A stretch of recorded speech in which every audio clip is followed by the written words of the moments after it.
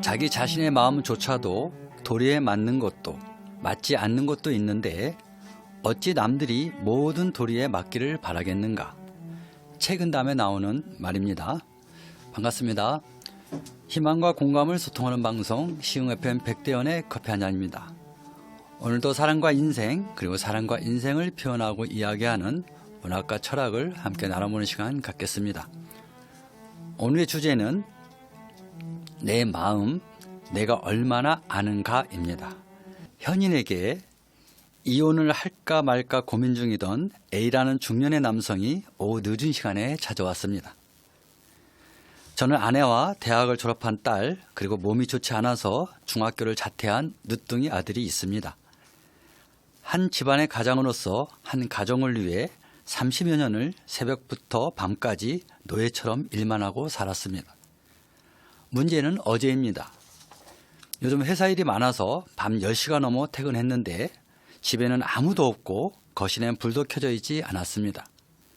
불을 켜고 보니 거실은 물론 안방까지 입던 옷가지와 가재도구가 여기저기 흩어져 있었고 아들 방 방바닥에는 핏자국까지 보였습니다.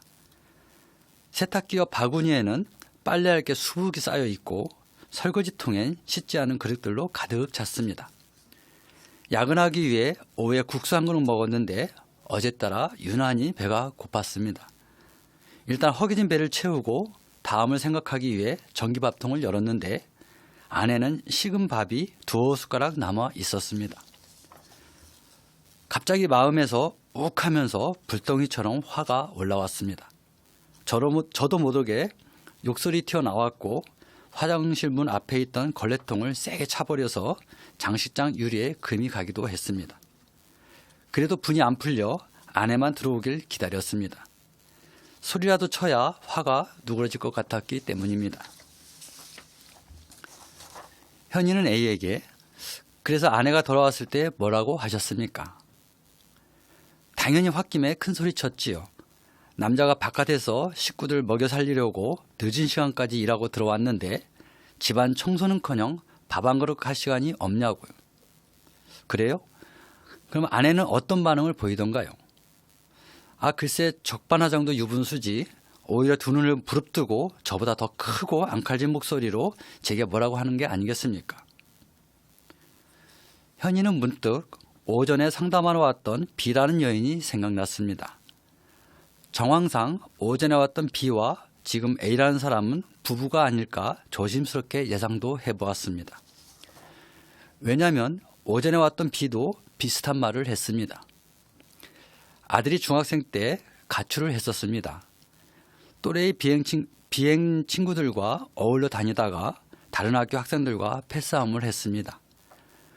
몸싸움을 하던 중에 상대편 덩치가 큰 아이가 뒤에서 밀어버리는 바람에 넘어져서 머리를 다쳤습니다. 다행히 응급수술로 큰 위기는 모면했지만 그 후유증으로 정상으로 돌아오지 못하고 돌봄이 필요한 아이가 되었습니다. 집에서는 착하고 명랑해서 남편이나 저나 누나에게도 늦둥이 아들은 집안에 웃음을 주는 보물이었습니다. 나쁜 아이들과 어울려 다닌 것도 응급실에서야 알 정도로 온 가족이 몰랐습니다. 그랬던 아들이 그날 사고 이후로 폭력적으로 변했습니다. 어제 아침엔 자기 방에서 컴퓨터를 하던 아들이 뭔 일인지 갑자기 고함을 치면서 컴퓨터를 밀치고 책꽂이에서 책을 빼서 던지고 꽃병이 깨지면서 손과 얼굴이 찢어지기도 했습니다. 놀란 나머지 119를 불러 아들 데리고 병원에 갔는데 얼굴 상처가 깊어서 급하게 수술한다고 했고 수술하는 동안 정신이 하나도 없었습니다. 수술하는 시간도 길어져서 점심도 놓치고 저녁도 제대로 못 먹었습니다. 수술이 끝났다는 소리를 듣고 간신히 몸을 추스리고 아들은 병원에 입원시키고 파김치가 되어 집에 돌아왔습니다. 힘들어서 한 계단씩 천천히 올라 현관문을 열고 들어가려고 했는데 남편이 도끼 운운을 하고 노려보고 있었습니다.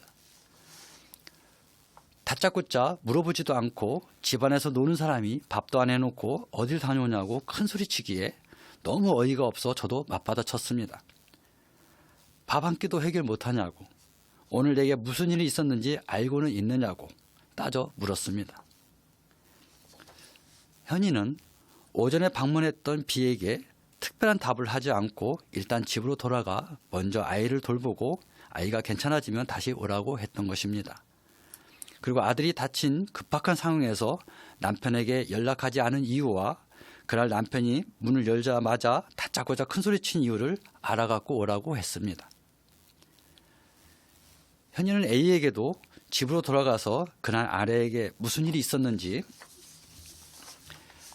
끝까지 듣고 오면 어찌해야 할지 그 방법을 알려주겠소라고 말했습니다. 대학을 졸업했지만 한 해가 넘도록 직장을 구하지 못한 C라는 숙녀가 있었습니다. 오늘도 이력서를 들고 여기저기 접수하기도 하고 마침 이미 제출했던 회사에서 면접 연락이 와서 면접도 봤습니다. 그러나 두세 명 뽑는 곳에 자기 번호가 82번인 것으로 봐선 거의 100여 명이 취직하기 위해 나선 것을 예상할 수 있었습니다. 오늘도 합격하기가 어렵겠구나 하며 자포자기한 마음으로 아파트 계단 앞에 섰는데 위에서 낯익은 목소리가 쩌렁쩌렁하게 들렸습니다. 엄마 아빠가 서로 말싸움하는 중이었습니다. C는 맥이 빠지면서 등을 돌려 단지 내 공원에 있는 벤치에 털썩 주저앉았습니다. 도대체 이 집안 구석은 어떻게 된 거야? 도대체 당신은 살림을 하는 거야 마는 거야? 어떻게 밥 한 그릇도 남아있는 것이 없어? 라고 소리치던 아빠의 거친 음성이 아직도 귀에 맴돌았습니다. 아니 나라고 하루 종일 놀러 다닌 줄 알아요? 아들이 다쳐서 정신없이 병원에 갔었고 나는 한 끼도 아닌 점심도 저녁도 못 먹었어요. 그 한 끼 못 먹었다고 동네방네 다 들릴 정도로 이런 난리를 쳐요. 라고 소리친 엄마의 앙칼진 음성도 같이 들렸습니다. C는 자신의 일도 제대로 풀리지 않아 힘든데 쉼을 줘야 할 집안 분위기도 온통 검은 그림자이자 갑자기 죽고 싶다는 생각이 머리를 스쳤습니다. 여기서 작가의 글 두 편을 읽어드리고 계속하도록 하겠습니다. 우를 범하지 않도록. 오늘 이 시간에도 사람들은 골프, 등산, 승마, 볼링, 댄스 등등 각자 기호에 따라 생을 보낸다. 사람은 자기와 비슷한 사람을 좋아한다. 같은 취미를 가지게 되면 자연스럽게 자주 만나게 되고 그 관계를 유지하기 위해 나름대로 노력하는 것을 본다. 여기까지가 매개로 인해 관심과 호감을 갖게 되는 단계다. 다음은 감정 교류 단계다. 같은 취미로 만났지만 살아온 환경이나 배움 등으로 시간의 흐름과 함께 각자 다른 성격이 나타나기 시작한다. 나와 같은 놀이를 추구하지만 나와 다른 성향을 알게 되면서 서로 시기, 질투, 미움 등 반목의 과정으로 들어가게 된다. 문제는 지금부터다. 우리 눈에 보이지 않는 감정은 나의 객관적인 여러 수준에 따라 극명하게 달라지기 시작한다. 긍정, 신뢰, 용서, 이해, 감사 등 긍정적인 길과 경멸, 미움, 근심, 절망, 비난 등 부정적인 길로 서로의 걸음, 즉 행동이 달라진다는 것이다. 그 행동을 현재 우리 모임에 대입해 보자. 나의 가치관이 정립되기 전 나이를 포함 수십여 년의 시간 동안 서로 다른 생을 살아왔고 오늘도 진행 중이다. 우리는 어떤 일에도 흔들림 없는 나이를 지칭하는 부록과 하늘의 뜻을 알기 시작한다는 지천명을 보내고 있다. 같은 이상과 가치라는 연결고리는 있지만 수십여 년의 시간을 통해 서로 다른 이질적인 요소를 가지고 있다. 공통분모는 있지만 지금부터가 중요하다는 것을 말하는 것이다. 인간 사이에서 가장 중요하게 알아야 할 단어는 틀리다의 동사와 다르다의 형용사다. 틀리다는 이미 감정이 어긋난 것을 의미하므로 인간관계에서만큼은 쓰지 말아야 할 불과 용어다. 다르다라는 단어는 사물의 고유한 성질이나 상태를 지칭하므로 그 뜻을 대충 짐작만 하더라도 각기 다른 모양으로 살아온 서로를 인정하겠다는 자세를 자연스럽게 가질 수 있다. 인간관계가 어긋나게 되는 징조는 저 사람의 고유한 성질이나 상태를 인정하지 않고 나만의 기준, 즉 편견과 아집 등으로 상대를 몰아붙일 때 나와 틀리다는 너는 싫다라는 언행으로 나올 때이다. 그러므로 인간은 틀리다와 다르다를 명확하게 이해할 수 있을 때 삶의 기본 자세가 달라진다. 나의 의식 수준이 높아진다. 의식 수준의 최고 꼭대기에 깨달음이 자리하는 이유가 바로 그것이다. 깨달음을 얻은 자의 언행은 유연함과 친절, 용서, 그리고 공생의 가짐, 인류에 공헌하겠다는 가짐 등으로 연출된다. 우리 각자 가진 재능을 나만을 위함에서 너를 위함으로 주위 사람을 사랑하고 세상을 넓게 부르는 것으로 표현되어질 때 세상을 밝아지고 하늘이 원하시는 게 된다. 우리 오늘 어떤 관심거리와 우연으로 관계가 이어졌다 한들 서로 다르게 그린 생의 그림을 인정하고 감정을 이해하는 것, 내가 먼저 이어진 손을 놓는다거나 상대에게 손을 놓게 만드는 우를 범하지 않도록 노력하자. 인간은 다 똑같습니다. 내 마음에 담긴 인생의 알들이 내 혀와 입술을 통해 하나씩 나오는 걸 우린 말한다라고 합니다. 내가 여태껏 살아오면서 듣고 말하고 읽고 쓰면서 행했던 그 모든 것이 가지각색의 알이 되어 마음속에 자리하게 된 것입니다. 알의 종류는 우리가 잘 알고 있듯 희노애락과 애호욕, 즉 7가지 감정으로 분류하여 부르기도 합니다. 마음에 자리한 그런 각각의 감정은 생각이라는 것을 통해 나름대로 정의되어서 입을 통해 세상 밖으로 나오는데 마음과 생각은 서로 다르게 표현될 수 있습니다. 누군가와 대화를 나눌 때 우린 각자의 마음에 담긴 것을 기초로 교류하지만 실제 내 마음에 담긴 것이 내 생각을 통해 입 밖으로 나오면서 현재의 감정이나 상황에 따라 다르게 상대에게 가게 되는 것을 말합니다. 그래서 대화를 나눌 때 상대를 잘 알지 못하면 먼저 들어주는 게 아주 중요합니다. 상대의 말을 들어주면서 그 사람의 생애 동안 이미 굳어진 마음 상태와 현재의 마음 상태가 어떤 마음으로 그려지는가를 발견할 수 있고 발견한 것을 참고하면 현명한 관계를 가질 수 있는 겁니다. 우리 인간은 다 똑같습니다. 내 마음과 생각이 다르게 표현되고 움직이듯 상대도 똑같다는 것입니다. 고로 오늘 상대의 말실수는 내일 내 실수가 되는 것입니다.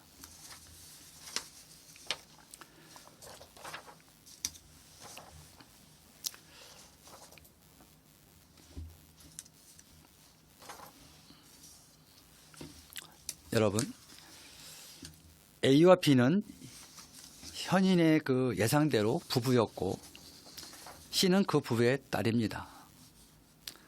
온종일 일하느라 피로에 지친 A도 이해가 되고 집안 살림하면서 다 큰아들 병수발하는 B도 이해가 되고 그런 집안에서 아직도 취업을 못해 생애 고민에 빠진 C도 충분히 이해가 됩니다. 늦둥이 아들의 행동도 그럴 수 있다고 봅니다. 오늘 대본 내용만 보면 이들의 마음은 각자의 상처와 가시가 박혀 있습니다. 이런 마음 상태가 그대로 방치되거나 치유되지 않으면 이 가족의 앞날은 계속 검은 그림자에 쌓여 있을 겁니다. 세상 모든 사람도 예외가 아닙니다.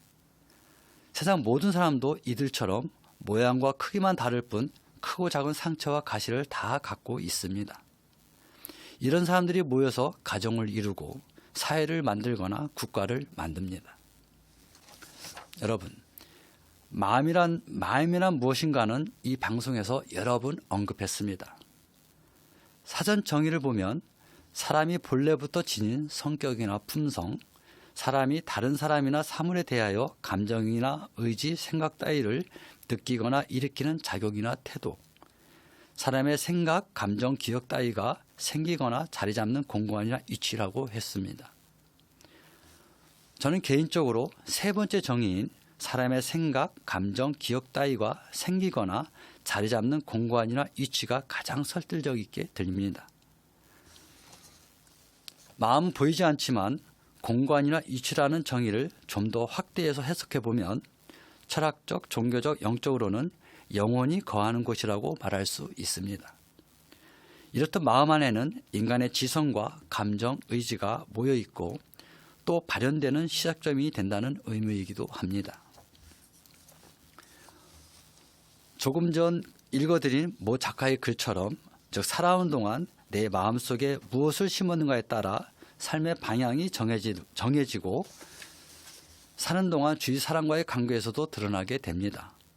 그래서 선하게 작동되면 인격이 높네, 인성이 좋네 소리를 듣는 것이고 반대로 작동하면 싸가지가 없네, 무식하네 이런 소리를 듣는 것입니다.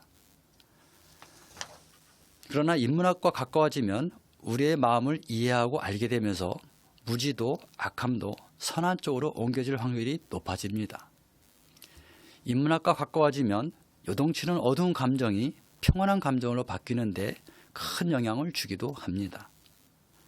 특히 가장 중요한 것은 인문학과 가까워지면 인간의 본질적인 질문이나 하늘의 섭리를 이해하기 때문에 전반적으로 나의 삶에 대한 감사와 평안함이 생깁니다.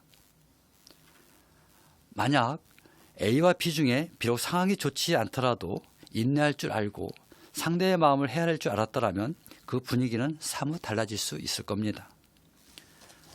좀 전에 읽어드린 모 작가의 말처럼 의식 수준의 최고 꼭대기는 깨달음입니다. 영혼이 거하는 마음이 어떤 행동을 하느냐가 그만큼 중요하다는 것을 의미합니다. 인간은 좀 전에 말씀드린 대로 각기 다른 모양대로 고통에 빠져 있습니다. 나만 현실이 어둡고 힘든 게 아니라는 말입니다.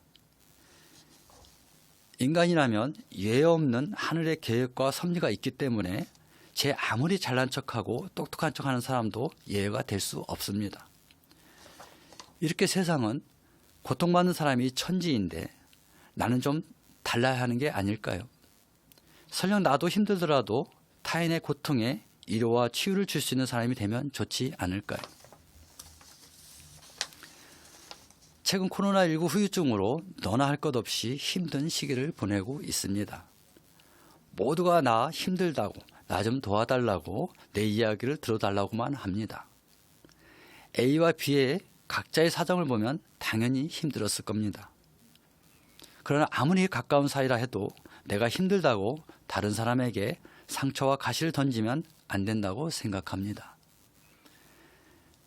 인간은 각기 다른 사람과 어울리면서 부족한 것은 채우고 남는 것은 나눠야 하는 존재이지 서로에게 상처나 가시를 주는 존재가 아니라는 것입니다. 오늘의 주제는 내 마음 내가 얼마나 아는가 였습니다. 여러분은 여러분 마음을 얼마나 알고 계십니까? 탈무드에 나오는 이야기 한 편 읽어드리고 오늘 방송을 마치도록 하겠습니다. 어느 왕이 중병에 걸려 곧 죽게 되었다. 왕은 온 날에 방을 붙이고 왕을 살린 사람에게 엄청난 부와 높은 권력과 명예를 준다고 했다. 어느 의사가 왕에게 찾아가 암사자의 젖을 한 컵만 마시면 병이 나을 거라고 했다. 죽을 병에 걸린 왕은 모든 수단을 동원해서 구해오라고 명령했다. 의사는 양 10마리를 주면 젖을 구해오겠다고 했고 왕은 의사가 원하는 대로 양 10마리를 주었다.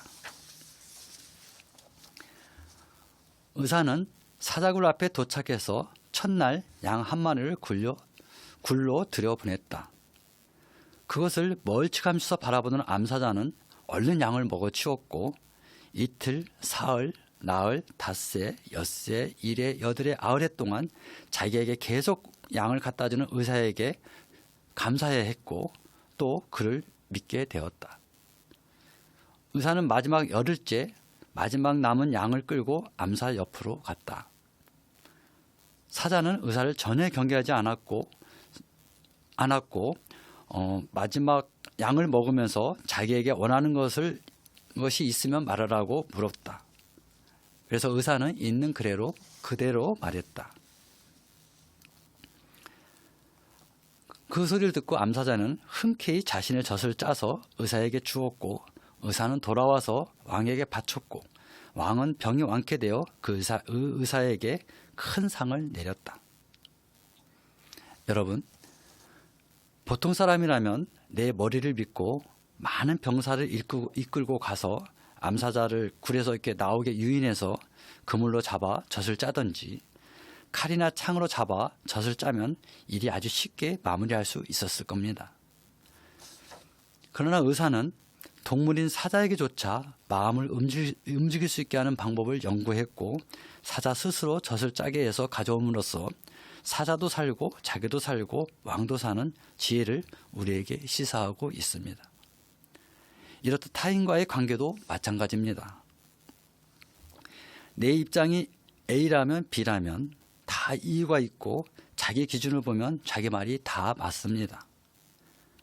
그러나 서로 맞는 말이라도 어떻게 표현하고 또 때와 장소에 맞아야 서로 이해하게 되고 서로 용서하게 되고 함께 한 걸음 진보할 수 있습니다. 현인은 A와 B에게 상대 이야기를 다 듣고 오면 방법을 알려주겠다고 가르침을 주겠다고 했습니다. 바로 남의 이야기를 끝까지 경청함으로써 상대의 입장을 먼저 알고 다음 행동을 하라는 의미일 것입니다. 자기 자신의 마음조차도 도리에 맞는 것도 맞지 않는 것도 있는데 어찌 남들이 모든 도리에 맞기를 바라겠는가. 최근담에 나오는 이 말은 나도 내 마음을 다 알지 못하면서 남을 함부로 비판하면 안 된다는 말입니다. 인간은 인간의 마음을 다 알지 못하기 때문에 서로 인내하며 시간을 가져야만 서로에게 상처도 가시도 주지 않는다는 메시지이기도 합니다. 지금까지 시흥 FM 백대현의 커피 한 잔이었습니다. 감사합니다.